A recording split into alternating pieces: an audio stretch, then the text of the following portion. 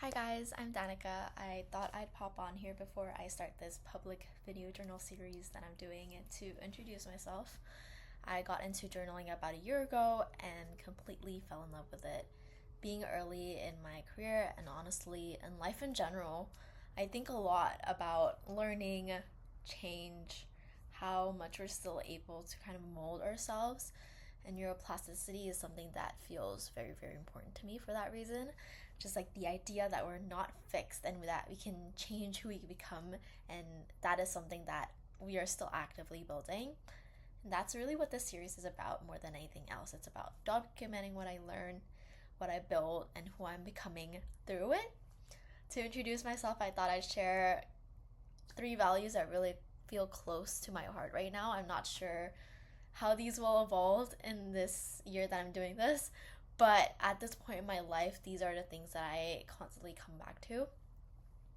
The first thing above everything else is experimentation above everything. You never know unless you try. I remember my parents saying that every day when I was back home in Indonesia, and I think I've carried that throughout everything I do. I've learned so much, and I think it matters less to have the perfect plan than to just start, test things, and let yourself be surprised by what happens. It doesn't have to be perfect. And the worst case scenario is like that you learn that doesn't work, right? And the second thing is thoughtfulness over noise. And I think that's why I love journaling so much. I care a lot about reflection, planning, and research. And I honestly think knowing what is worth pursuing can be just as important as actually pursuing it. And we live in a world with so much noise from social media, from your friends, peer pressure, and everything like that.